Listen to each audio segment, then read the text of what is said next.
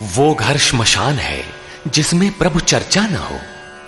आज का मानव इतना व्यस्त है कि चाह कर भी भजन के लिए समय नहीं निकाल पाता।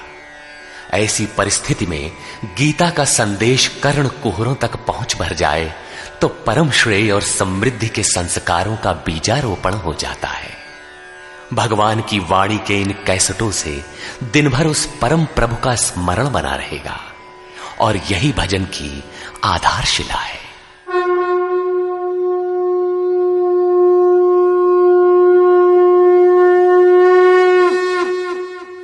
ओम श्री परमात्मने नमः। यथार्थ गीता श्रीमद् भगवद गीता अथ नवमोऽध्याय।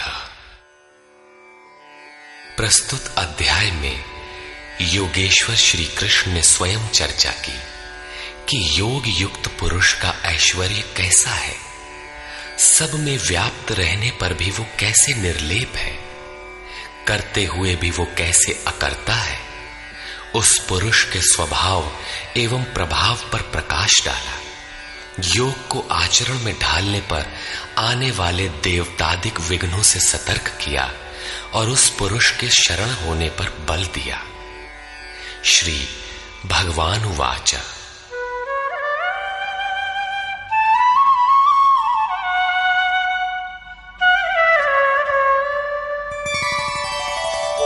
इदन्तु ते गुह्यतमम् प्रवक्ष्याम्यनसूयवे ज्ञानं विज्ञानसहितं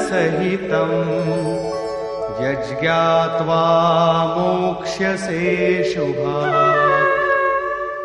योगेश्वर श्री कृष्ण ने कहा, अर्जुन, असूया अर्थात डाह ईर्ष्या रहित तेरे लिए मैं इस परम गोपनीय ज्ञान को विज्ञान सहित कहूंगा, अर्थात प्राप्ति के पश्चात महापुरुष की रहनी के साथ कहूंगा कि कैसे वो महापुरुष सर्वत्र एक साथ कर्म करता है, कैसे वो जागृति प्रदान करता है, रथी बनकर आत्मा के साथ कैसे सदैव रहता है। यत् ज्ञात्वा, जिसे साक्षात जानकर तू दुख रूपी संसार से मुक्त हो जाएगा। वो ज्ञान कैसा है, इस पर कहते हैं, राजविद्या राजगुह्यं पवित्रमिदमुत्तमम् प्रत्यक्षावगमं धर्म्यं सुसुखं कर्तुमव्ययम्। विज्ञान से संयुक्त ये ज्ञान सभी विद्याओं का राजा है। विद्या का अर्थ भाषा ज्ञान अथवा शिक्षा नहीं है। विद्या ही का ब्रह्म गति प्रदाया सा विद्या या विमुक्तये। विद्या उसे कहते हैं कि जिसके पास आए उसे उठाकर ब्रह्म पथ पर चलाते हुए मोक्ष प्रदान कर दे। यदि रास्ते में रिद्धियों सिद्धियों अथवा प्रकृति में कहीं उलझ गया तो सिद्ध है कि अविद्या सफल हो गई। वो विद्या नहीं है। ये राजविद्या ऐसी है जो निश्चित कल्याण करने वाली है। ये सभी गोपनीयों का राजा है। अविद्या और विद्या के अवगुंठन का अनावरण होने पर योग युक्तता के पश्चात ही इससे मिलन होता है। ये अति पवित्र, उत्तम और प्रत्यक्ष फल वाला है। इधर करो उधर लो, ऐसा प्रत्यक्ष फल वाला है। ये अंधविश्वास नहीं है कि इस जन्म में साधन करो, फल कभी दूसरे जन्मों में मिलेगा। ये परम धर्म परमात्मा से संयुक्त है। विज्ञान सहित ये ज्ञान करने में सरल और अविनाशी है। अश्रद्दधानाः पुरुषा धर्मस्यास्य परन्तप अप्राप्य मां निवर्तन्ते मृत्यु संसार वर्त्मनि। परंतप अर्जुन, इस धर्म में अर्थात जिसका थोड़ा भी साधन करने पर विनाश नहीं होता, श्रद्धा रहित पुरुष मुझे प्राप्त न होकर संसार क्षेत्र में भ्रमण करता ही रहता है। अतः श्रद्धा अनिवार्य है। क्या आप संसार से परे हैं? इस पर कहते हैं, मया ततमिदं सर्वं जगदव्यक्तमूर्तिना मत्स्थानि सर्वभूतानि न चाहं तेष्वस्थितः। मुझ अव्यक्त स्वरूप से ये सब जगत व्याप्त है, अर्थात मैं जिस स्वरूप में स्थित हूं वो सर्वत्र व्याप्त है। सभी प्राणी मुझ में स्थान पाए हैं, किंतु मैं उनमें स्थित नहीं हूं, क्योंकि मैं अव्यक्त स्वरूप में स्थित हूं। महापुरुष जिस अव्यक्त स्वरूप में स्थित हैं, वहीं से अर्थात शरीर छोड़कर उसी अव्यक्त स्तर से ही बात करते हैं। इसी क्रम में आगे कहते हैं,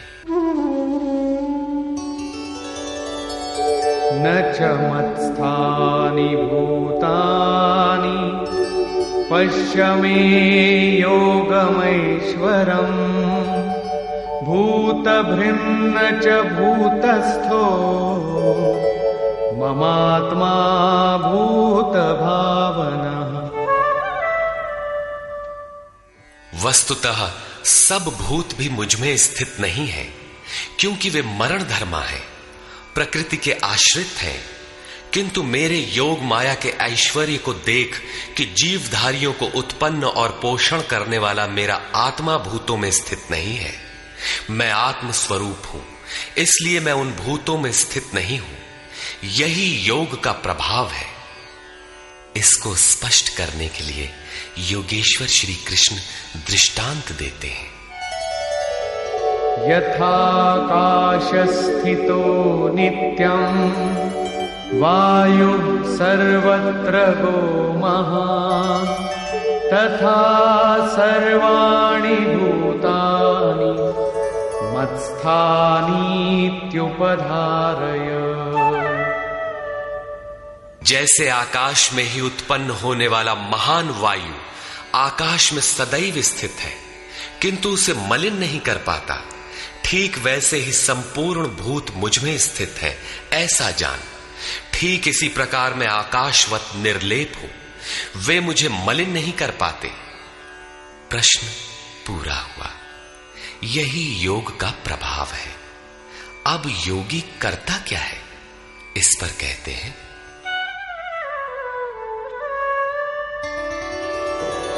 सर्वभूतानि कौन्तेय प्रकृतिं यान्ति मामिकाम् कल्पक्षये पुनस्तानि कल्पादौ विसृजाम्यहम्।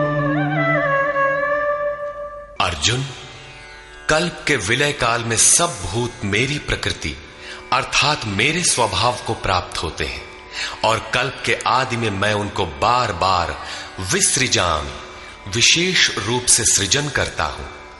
थे तो वे पहले से, किंतु विकृत थे, उन्हीं को रचता हूं, सजाता हूं। जो अचेत हैं उन्हें जागृत करता हूं, कल्प के लिए प्रेरित करता हूं। कल्प का तात्पर्य है उत्थानोन्मुख परिवर्तन। आसुरी संपद से निकलकर जैसे जैसे पुरुष दैवी संपद में प्रवेश पाता है, यहीं से कल्प का आरंभ है, और जब ईश्वर भाव को प्राप्त हो जाता है, वही कल्प का क्षय है।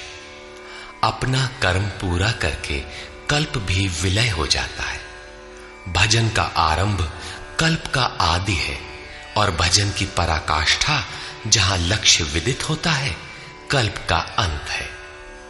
जब ये प्रत्यगात्मा योनियों के कारणभूत राग द्वेषादि से मुक्ति पाकर अपने शाश्वत स्वरूप में स्थिर हो जाए, इसी को श्री कृष्ण कहते हैं कि वो मेरी प्रकृति को प्राप्त होता है।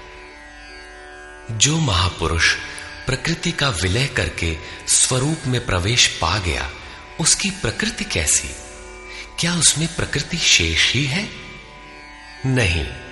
अध्याय 3 के 33वें श्लोक में योगेश्वर श्री कृष्ण कह चुके हैं कि सभी प्राणी अपनी प्रकृति को प्राप्त होते हैं। जैसा उनके ऊपर प्रकृति के गुणों का दबाव है, वैसा करते हैं।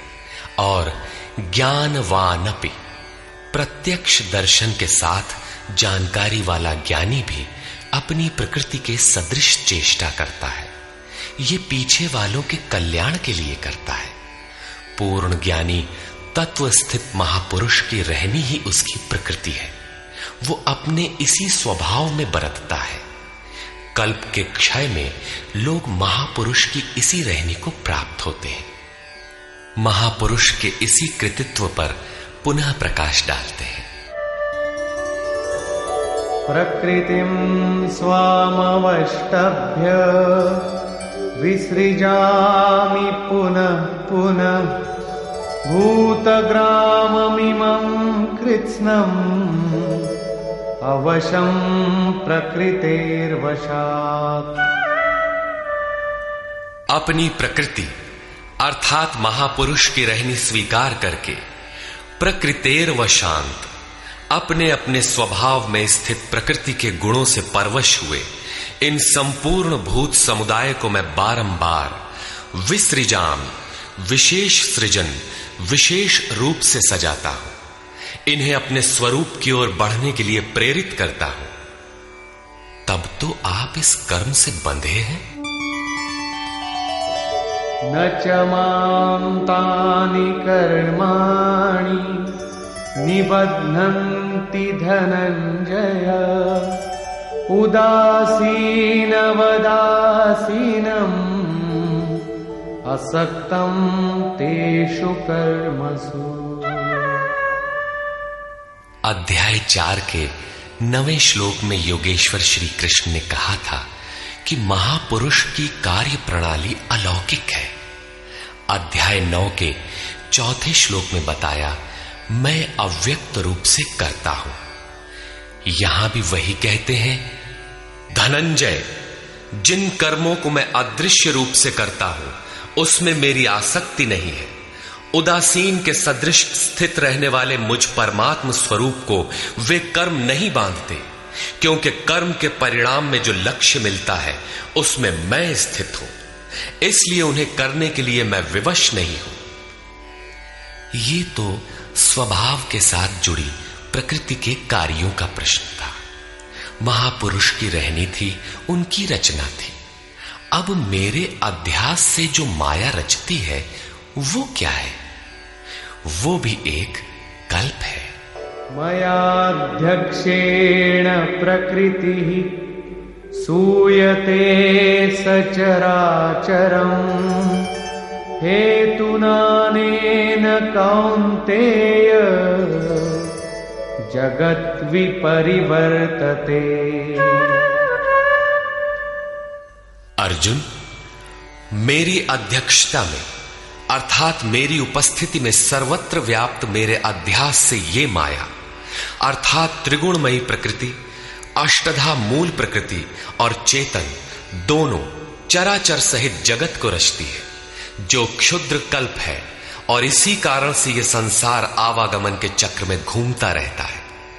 प्रकृति का यह क्षुद्र कल्प जिसमें काल का परिवर्तन है, मेरे अध्यास से प्रकृति ही करती है, मैं नहीं करता।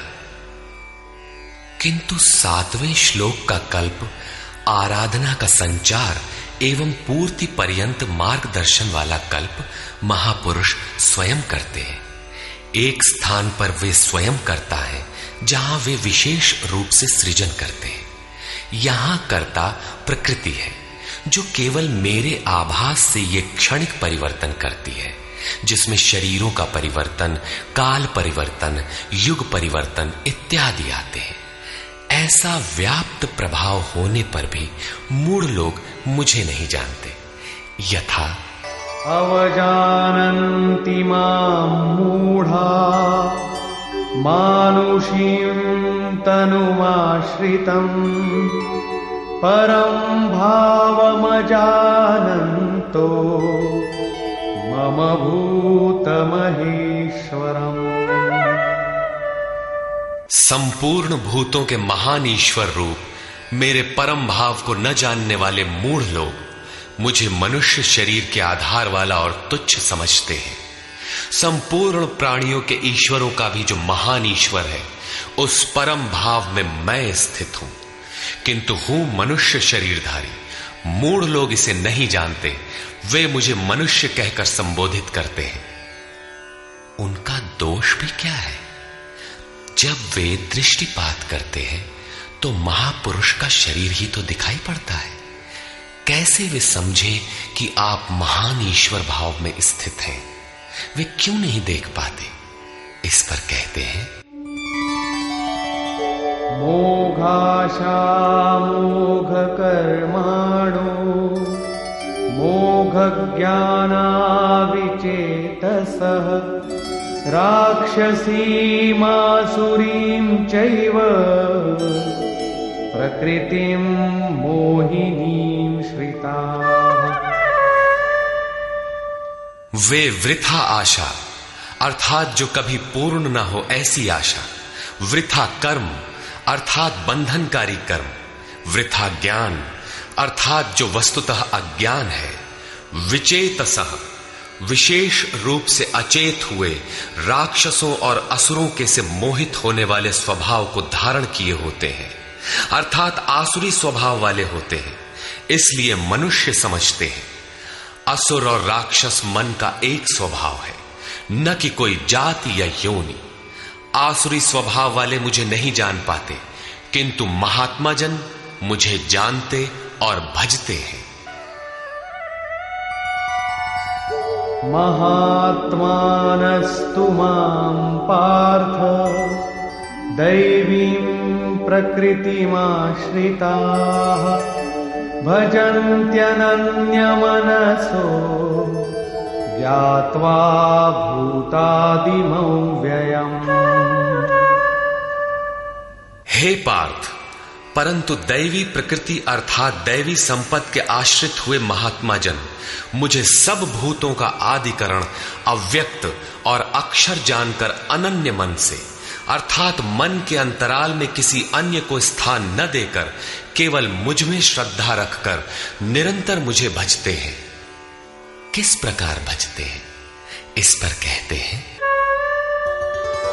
सततं कीर्तयन्तो मां यतन्तश्च दृढव्रताः नमस्यन्तश्च मां भक्त्या नित्ययुक्ता उपासते।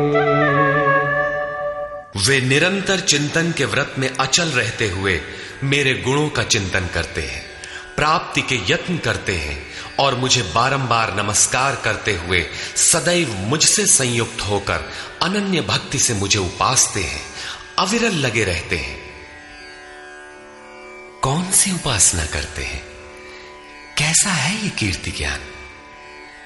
कोई दूसरी उपासना नहीं, वरन वही यज्ञ जिसे विस्तार से बता आए हैं, उसी आराधना को यहां संक्षेप में योगेश्वर श्री कृष्ण दोहरा रहे हैं। ज्ञान यज्ञेन चाप्यन्ये यजन्तो मामुपासते एकत्वेन पृथक्त्वेन बहुधा विश्वतो मुखम्। उनमें से कोई तो मुझ सर्वव्याप्त विराट परमात्मा को ज्ञान यज्ञ द्वारा यजन करते हैं, अर्थात अपनी लाभ हानि और शक्ति को समझकर इसी नियत कर्म यज्ञ में प्रवृत्त होते हैं।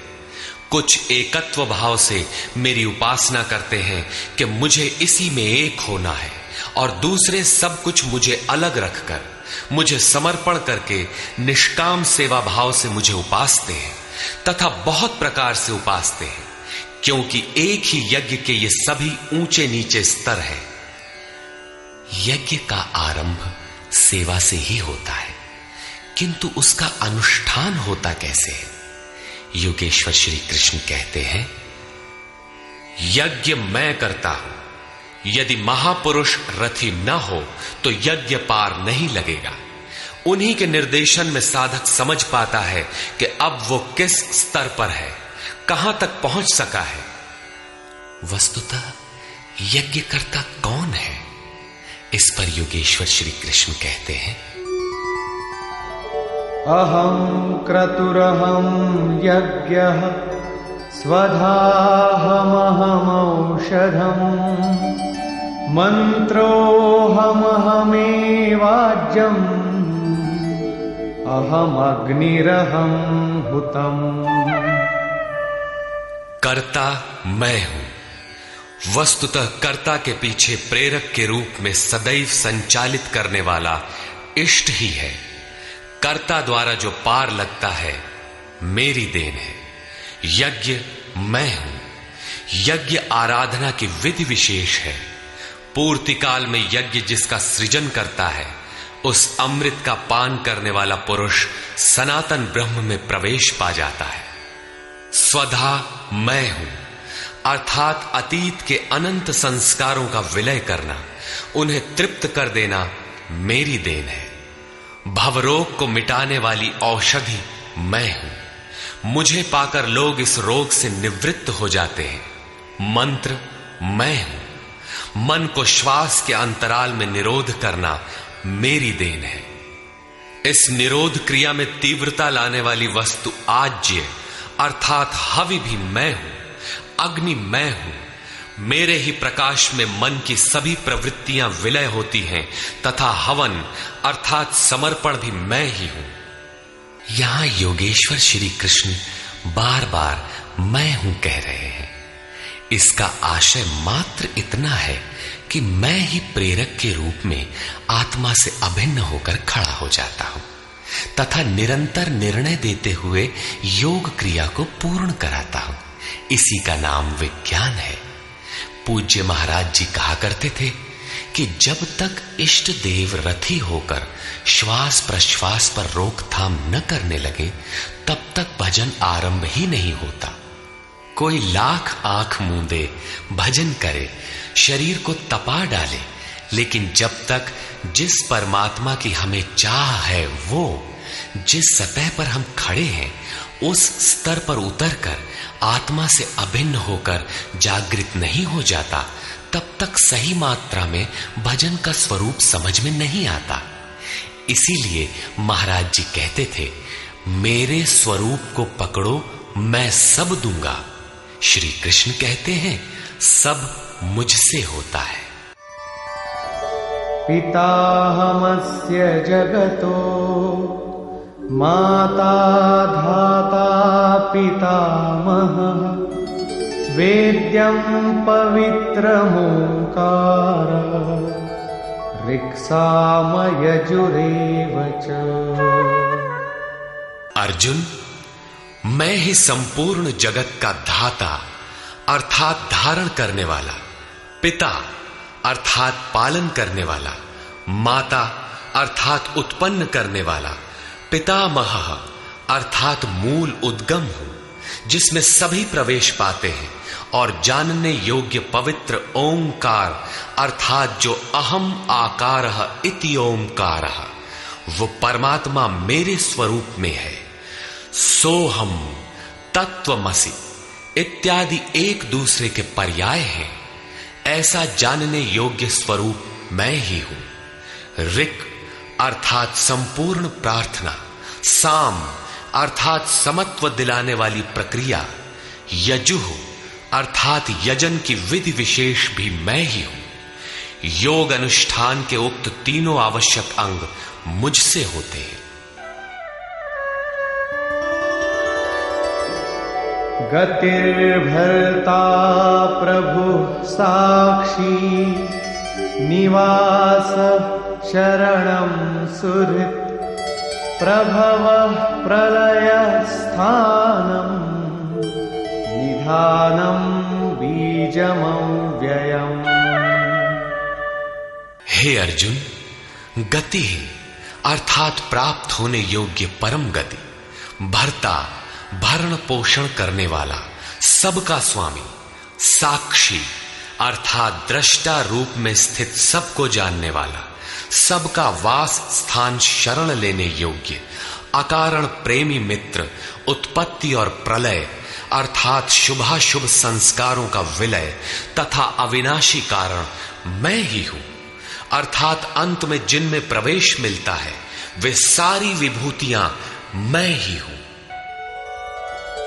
तपाम्यहमहं वर्षं निगृह्णाम्युत्सृजामि च अमृतं चैव मृत्युश्च सदसच्चाहमर्जुन।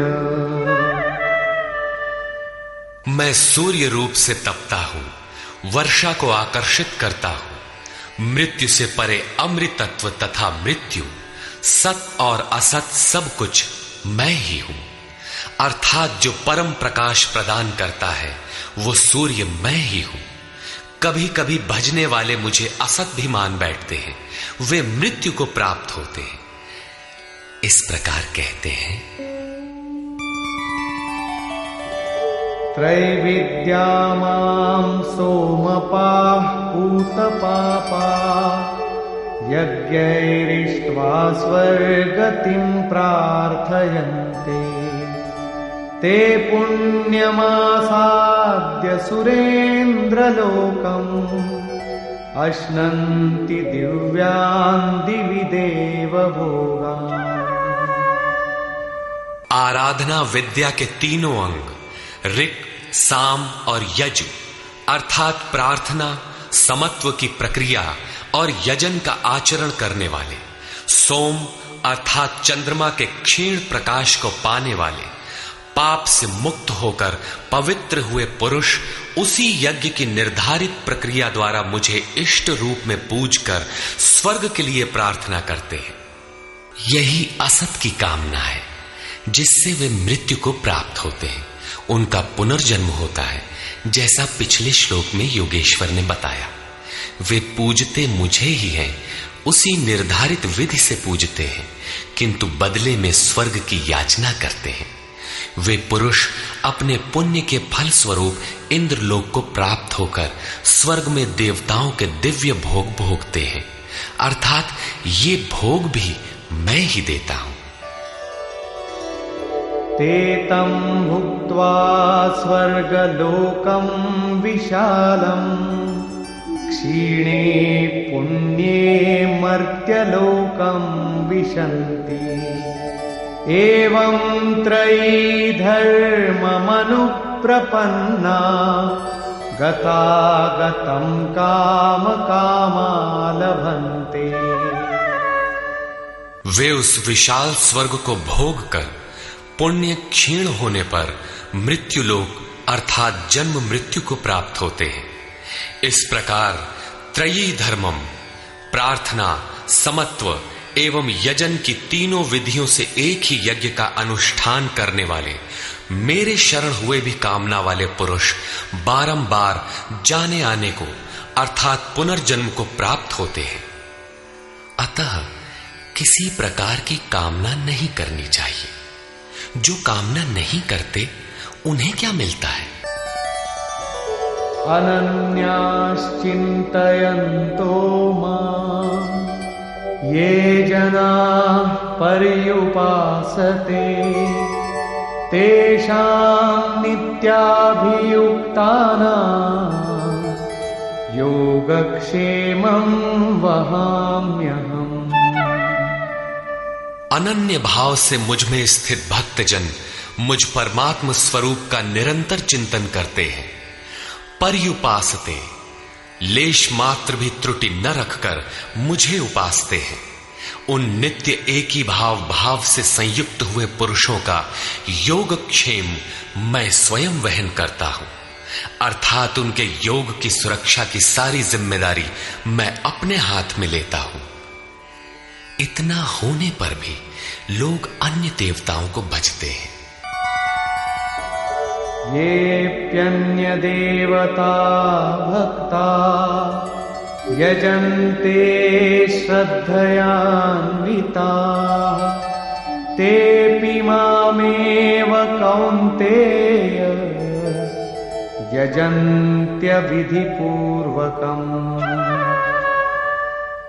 कौन्तेय, श्रद्धा से युक्त हुए जो भक्त दूसरे दूसरे देवताओं को पूजते हैं वे भी मुझे ही पूजते हैं, किंतु उनका वो पूजना अविधि पूर्वक है, मेरी प्राप्ति की विधि से रहित है।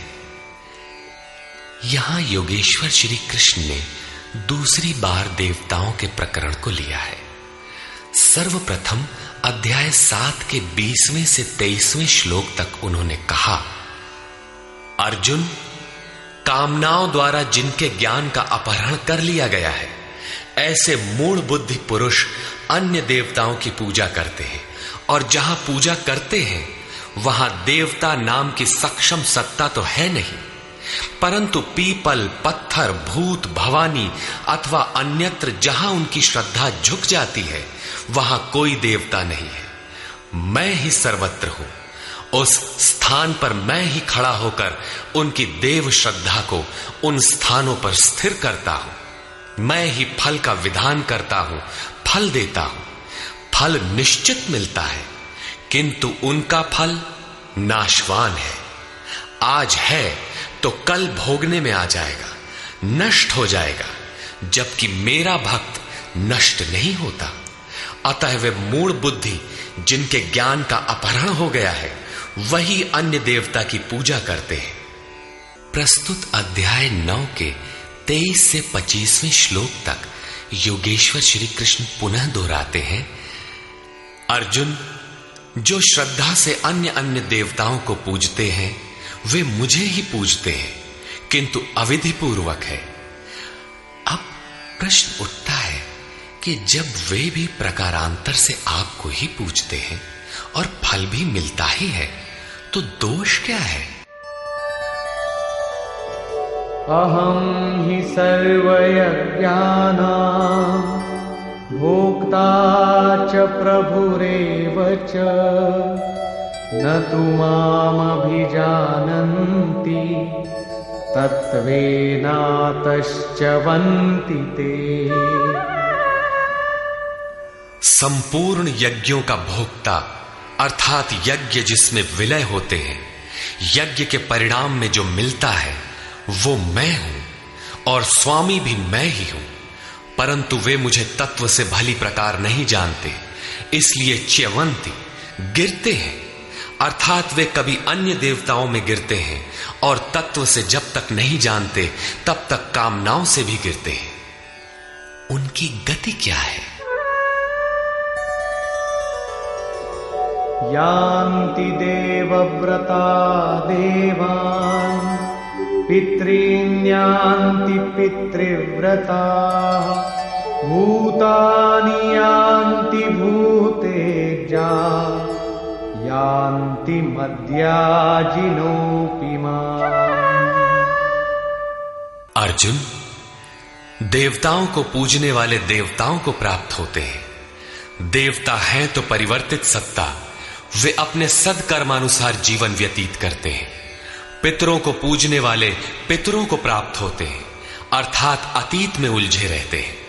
भूतों को पूजने वाले भूत होते हैं, शरीर धारण करते हैं, और मेरा भक्त मुझे प्राप्त होता है। वे मेरे साक्षात स्वरूप होते हैं, उनका पतन नहीं होता। इतना ही नहीं, मेरी पूजा का विधान भी सरल है। पत्रं पुष्पं फलं तोयं यो मे भक्त्या प्रयच्छति तदहं भक्त्युपहृतम् अश्नामि प्रयतात्मनः। भक्ति का आरंभ यहीं से है कि पत्र, पुष्प, फल, जल इत्यादि जो कोई मुझे भक्ति पूर्वक अर्पित करता है, मन से प्रयत्न करने वाले उस भक्त का वो सब मैं खाता हूं, अर्थात स्वीकार करता हूं। इसलिए यत्करोषि यदश्नासि यज्जुहोषि ददासि यत्तपस्यसि कौन्तेय तत्कुरुष्व मदर्पणम्। अर्जुन, तू जो कर्म अर्थात यथार्थ कर्म करता है, जो खाता है, जो हवन करता है, समर्पण करता है, दान देता है, मन सहित इंद्रियों को जो मेरे अनुरूप तपाता है, वो सब मुझे अर्पण कर। अर्थात मेरे प्रति समर्पित होकर यह सब कर। समर्पण करने से योग के क्षेत्र की जिम्मेदारी मैं ले लूंगा।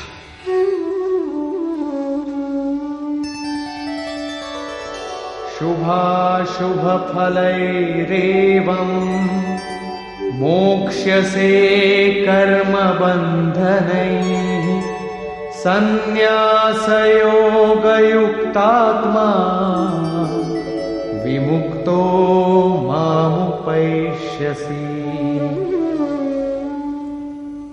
इस प्रकार सर्वस्व के न्यास संन्यास योग से युक्त हुआ तू शुभाशुभ फलदाता कर्मों के बंधन से मुक्त होकर मुझे प्राप्त होगा।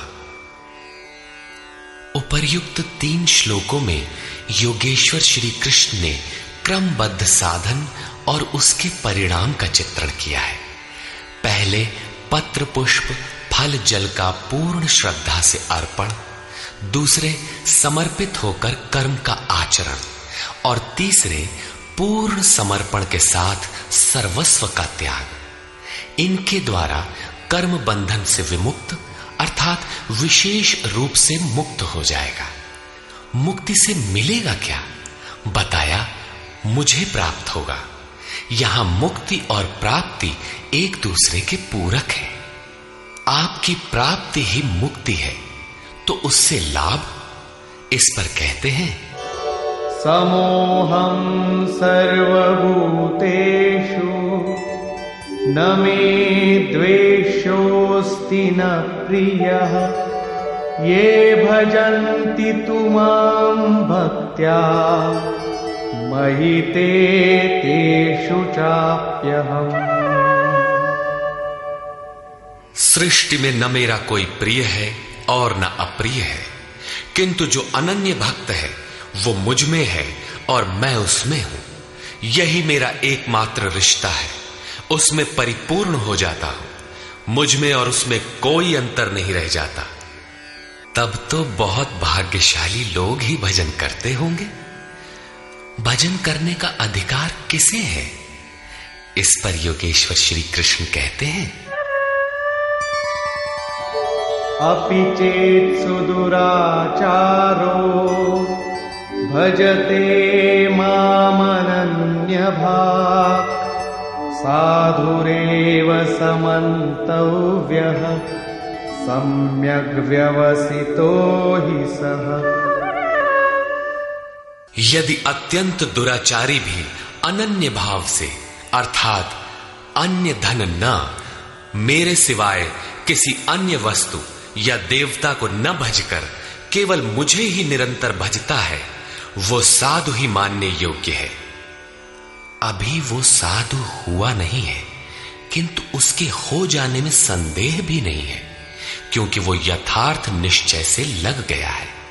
अतः भजन आप भी कर सकते हैं, बशर्ते कि आप मनुष्य हो, क्योंकि मनुष्य ही यथार्थ निश्चय वाला है। गीता पापियों का उद्धार करती है और वो पथिक क्षिप्रं भवति धर्मात्मा शश्वच्छान्तिं निगच्छति कौन्तेय प्रतिजानीहि न मे भक्तः प्रणश्यति।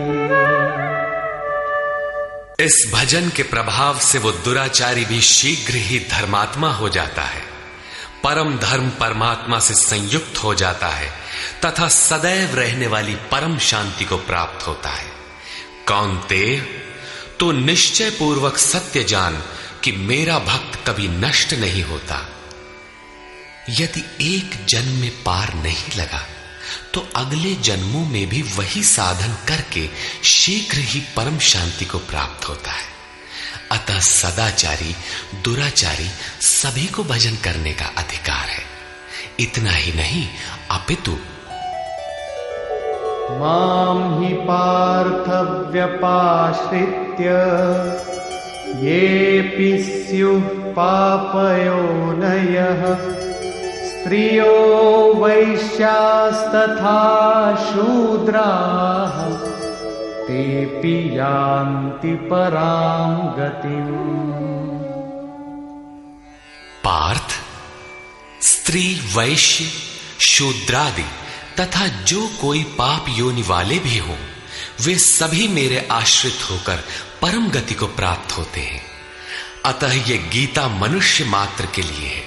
चाहे वो कुछ भी करता हो, कहीं भी पैदा हुआ हो, सबके लिए ये एक समान कल्याण का उपदेश करती है। गीता सार्वभौम है। पाप योनि अध्याय 16 के 7वें से 21वें श्लोक तक आसुरी वृत्ति के लक्षणों के अंतर्गत भगवान ने बताया कि जो शास्त्र विधि का त्याग कर नाम मात्र के यज्ञों द्वारा दंभ से यजन करते हैं, वे नरों में अधम है। यज्ञ है नहीं किंतु नाम दे रखा है और दंभ से यजन करता है, वो क्रूर कर्मी और पापाचारी अर्थात पाप योनि है। वैश्य, शूद्र भगवत पथ की सीढ़ियां हैं। स्त्रियों के प्रति कभी सम्मान, कभी हीनता की भावना रही है, किंतु योग प्रक्रिया में स्त्री और पुरुष दोनों का समान ही प्रवेश है। किम पुनर्ब्राह्मणा पुण्या भक्ता राजर्षयस्तथा अनित्यमसुखं लोकम् इमं प्राप्य भजस्व माम्। फिर तो ब्राह्मण तथा राजर्षि क्षत्रिय श्रेणी के भक्तों के लिए कहना ही क्या है। ब्राह्मण एक अवस्था विशेष है जिसमें ब्रह्म में प्रवेश दिला देने वाली सारी योग्यताएं विद्यमान है।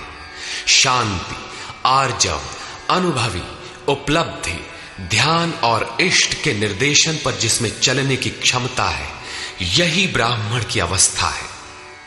राजर्षि क्षत्रिय में रिद्धियों सिद्धियों का संचार, शौर्य, स्वामी भाव, पीछे न हटने का स्वभाव रहता है। इस योग स्तर पर पहुंचे हुए योगी तो पार होते ही हैं, उनके लिए क्या कहना है।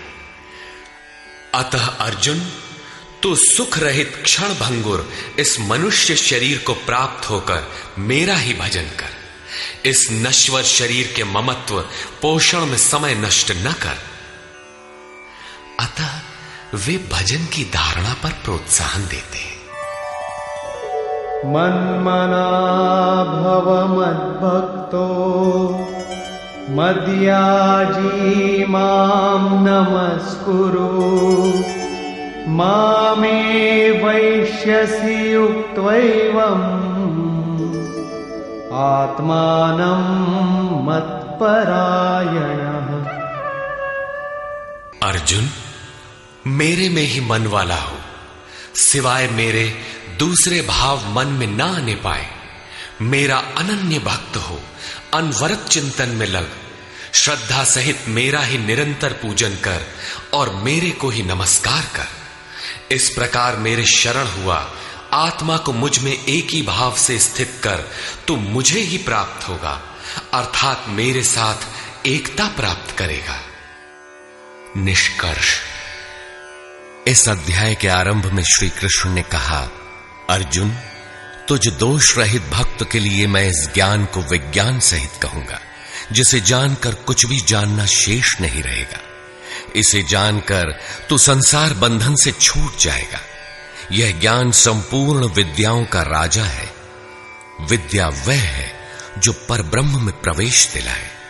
यह ज्ञान उसका भी राजा है, अर्थात निश्चित कल्याण करने वाला है। यह संपूर्ण गोपनीयों का भी राजा है। गोपनीय वस्तु को भी प्रत्यक्ष कराने वाला है। यह प्रत्यक्ष फल वाला, साधन करने में सुगम और अविनाशी है। इसका थोड़ा भी साधन आपसे पार लग जाए तो इसका कभी नाश नहीं होता, वरन इसके प्रभाव से वह परम श्रेय तक पहुंच जाता है। किंतु इसमें एक शर्त है। श्रद्धा विहीन पुरुष परम गति को प्राप्त न होकर संसार चक्र में भटकता है। योगेश्वर श्री कृष्ण ने योग के ऐश्वर्य पर भी प्रकाश डाला। दुख के संयोग का वियोग ही योग है, अर्थात जो संसार के संयोग वियोग से सर्वथा रहित है, उसका नाम योग है। परम तत्व परमात्मा के मिलन का नाम योग है। परमात्मा की प्राप्ति ही योग की पराकाष्ठा है।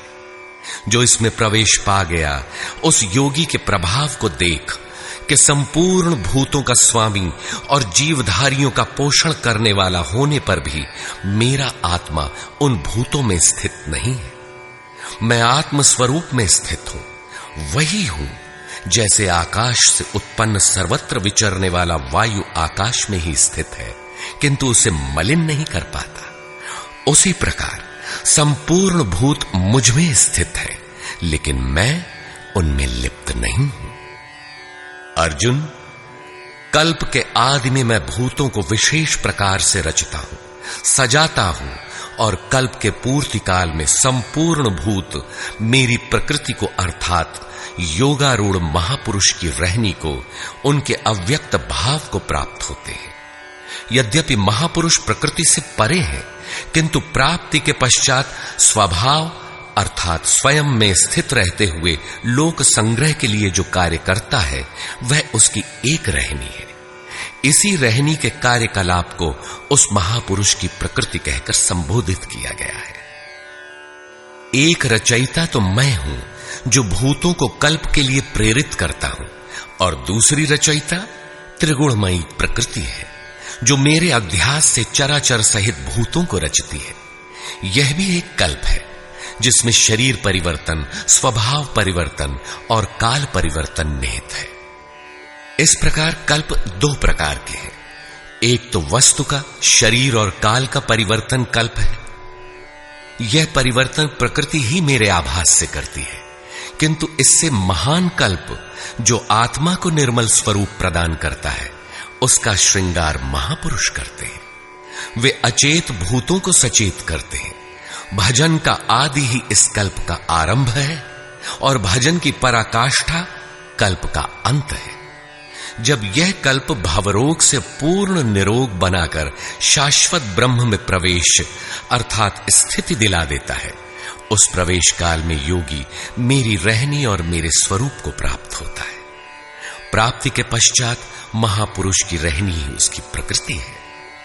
योगेश्वर श्री कृष्ण कहते हैं, अर्जुन, मूढ़ लोग मुझे नहीं जानते, मुझ ईश्वरों के ईश्वर को भी तुच्छ समझते हैं। साधारण मनुष्य मानते हैं। प्रत्येक महापुरुष के साथ यह विडंबना रही है कि तत्कालीन समाज ने उनकी उपेक्षा की, उनका डटकर विरोध हुआ। श्री कृष्ण भी इसके अपवाद नहीं थे। वे कहते हैं, मैं परम भाव में स्थित हूं, किंतु शरीर मेरा भी मनुष्य का ही है। अतः मूढ़ पुरुष मुझे तुच्छ कहकर, मनुष्य कहकर संबोधित करते हैं। ऐसे लोग व्यर्थ आशा वाले, व्यर्थ कर्म वाले, व्यर्थ ज्ञान वाले हैं कि कुछ भी करें और कह दें कि हम तो कामना नहीं करते, हो गए निष्काम कर्मयोगी। वे आसुरी स्वभाव वाले मुझे नहीं परख पाते, किंतु दैवी संपत्ति को प्राप्त जन अनन्य भाव से मेरा ध्यान करते हैं, मेरे गुणों का निरंतर चिंतन करते हैं। अनन्य उपासना अर्थात यज्ञार्थ कर्म के दो ही मार्ग हैं। पहला है ज्ञान मार्ग अर्थात अपने भरोसे, अपनी शक्ति को समझकर उसी नियत कर्म में प्रवृत्त होना, और दूसरी विधि स्वामी सेवक भावना की है, जिसमें सद्गुरु के प्रति समर्पित होकर वही कर्म किया जाता है। इन्हीं दो दृष्टियों से लोग मुझे उपासते हैं, किंतु उनके द्वारा जो पार लगता है वह यज्ञ, वह हवन, वह कर्ता, श्रद्धा और औषधि जिससे भावरोग की चिकित्सा होती है, मैं ही हूं। अंत में जो गति प्राप्त होती है वह गति भी मैं ही हूं। इसी यज्ञ को लोग त्रैविद्या, प्रार्थना, यजन और समत्व दिलाने वाली विधियों से संपादित करते हैं, किंतु बदले में स्वर्ग की कामना करते हैं। तो मैं स्वर्ग भी देता हूं। उसके स्वभाव से वे इंद्र पद प्राप्त कर लेते हैं, दीर्घ काल तक उसे भोगते हैं, किंतु पुण्य क्षीण होने पर वे पुनर्जन्म को प्राप्त होते हैं। उनकी क्रिया सही थी, किंतु भोगों की कामना रहने पर पुनर्जन्म पाते हैं। अतः भोगों की कामना नहीं करनी चाहिए। जो अनन्य भाव से अर्थात मेरे सिवाय दूसरा है ही नहीं, ऐसे भाव से जो निरंतर मेरा चिंतन करते हैं, लेश मात्र भी त्रुटि न रह जाए, ऐसे जो भजते हैं, उनके योग की सुरक्षा का भार मैं अपने हाथ में ले लेता हूं। इतना होने पर भी कुछ लोग अन्य देवताओं की पूजा करते हैं। वे भी मेरी ही पूजा करते हैं, किंतु वह मेरी प्राप्ति की विधि नहीं है। वे संपूर्ण यज्ञों के भोक्ता के रूप में मुझे नहीं जानते, अर्थात उनकी पूजा के परिणाम में मैं नहीं मिलता, इसीलिए उनका पतन हो जाता है। वे देवता, भूत अथवा पितरों के कल्पित रूप में निवास करते हैं, जबकि मेरा भक्त साक्षात मुझ में निवास करता है, मेरा ही स्वरूप हो जाता है। योगेश्वर श्री कृष्ण ने इस यज्ञार्थ कर्म को अत्यंत सुगम बताया कि कोई फल फूल या जो भी श्रद्धा से देता है उसे मैं स्वीकार करता हूं। अतः अर्जुन, तू जो कुछ आराधना करता है मुझे समर्पित कर। जब सर्वस्व का न्यास हो जाएगा तब योग से युक्त हुआ तू कर्मों के बंधन से मुक्त हो जाएगा और वह मुक्ति मेरा ही स्वरूप है। दुनिया में सब प्राणी मेरे ही हैं। किसी भी प्राणी से न मुझे प्रेम है न द्वेष, मैं तटस्थ हूं। किंतु जो मेरा अनन्य भक्त है, मैं उसमें हूं, वो मुझ में है। अत्यंत दुराचारी, जघन्यतम पापी ही कोई क्यों ना हो, फिर भी अनन्य श्रद्धा भक्ति से मुझे भजता है तो वह साधु मानने योग्य है। उसका निश्चय स्थिर है तो वह शीघ्र ही परम से संयुक्त हो जाता है और सदा रहने वाली परम शांति को प्राप्त होता है। यहां श्री कृष्ण ने स्पष्ट किया कि धार्मिक कौन है।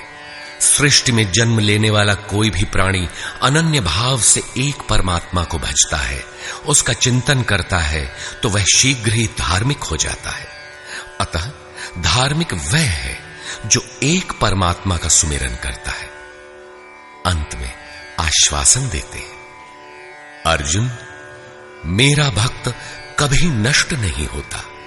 कोई शूद्र हो, नीच हो, आदिवासी हो या अनादिवासी या कुछ भी नामधारी हो, पुरुष अथवा स्त्री हो अथवा पाप योनि तिर्यक योनि वाला भी जो हो, मेरी शरण होकर परम श्रेय को प्राप्त होता है।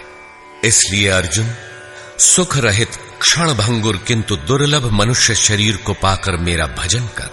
फिर तो जो ब्रह्म में प्रवेश दिलाने वाली योग्यताओं से युक्त है, उस ब्राह्मण तथा जो राजर्षित्व के स्तर से भजने वाला है, ऐसे योगी के लिए कहना ही क्या है, वह तो पार ही है। अतः अर्जुन, निरंतर मुझ में मन वाला हो, निरंतर नमस्कार कर। इस प्रकार मेरी शरण में हुआ तू मुझे ही प्राप्त होगा, जहां से पीछे लौटकर नहीं आना पड़ता। प्रस्तुत अध्याय में उस विद्या पर प्रकाश डाला गया जिसे श्री कृष्ण स्वयं जागृत करते हैं।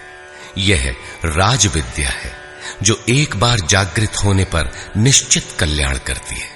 अतः ओम तत्सदिति श्रीमद्भगवद गीता सूपनिषत्सु ब्रह्म विद्यायाम योग शास्त्रे श्री कृष्णार्जुन संवादे राज विद्या जागृति नाम नवमोऽध्यायः।